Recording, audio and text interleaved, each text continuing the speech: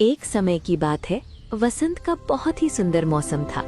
चारों तरफ हरियाली थी और रंग बिरंगे फूल खिले थे। एक नन्हा बच्चा अपने मम्मी पापा के साथ गांव के मेले में जा रहा था। वो इतना खुश था कि मानो उसके पैरों में पंख लग गए हों। रास्ते में वो कभी तितलियों के पीछे भागता तो कभी सरसों के पीले खेतों को देखकर मंत्रमुग्ध हो जाता। जैसे ही वो मेले के पास पहुंचा, उसने देखा कि वहां खिलौनों की ढेर सारी दुकानें सजी हैं।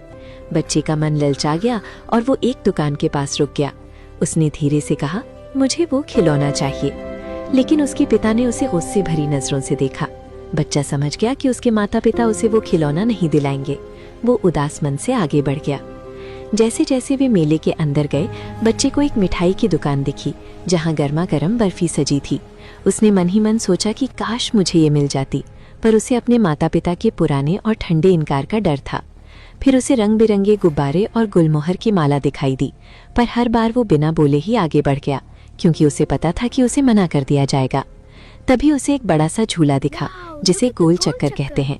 वहाँ लोग खुशी से झूम रहे थे। इस बार बच्चे से रहा नहीं गया और उसने पूरी हिम्मत जुटाकर कहा, मम्मी पापा मुझे इस झूले पर झूलना है। लेकिन इस बार कोई जवाब नहीं आया। जब बच्चे ने पीछे मुड़कर देखा तो उसके होश उड़ गए। उसके मम्मी पापा वहाँ नहीं थे। वो भीड़ में बिल्कुल अकेला रह गया था। वो बच्चा बुरी तरह डर गया। उसकी आंखों से आंसू बहने लगे और वो जोर जोर से रोते हुए चिल्लाने लगा, मुझे मेरी माँ चाहिए, मुझे मेरे पिता चाहिए। वो इधर उधर पागलों की तरह भागने लगा। उसकी पगड़ी खुल गई और कपड़े धूल से भर गए। तभी भीड़ में एक दयालु आदमी ने उस बच्चे की रोने की आवाज़ सुनी। उसने झुककर बच्चे को अपनी गोद में उठा लिया।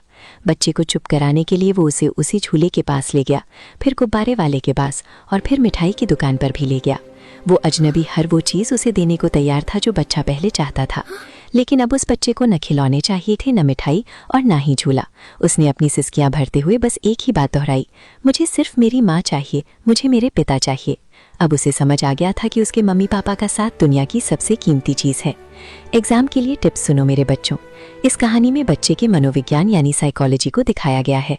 मेले की भीड़ को भंवर यानी व्हर्लपूल कहा गया है, जो खतरे का प्रतीक है। कहानी का अंत हमें ये सिखाता है कि संकट के समय भौतिक सुख सुविधाएं अपना महत्व खो देती हैं।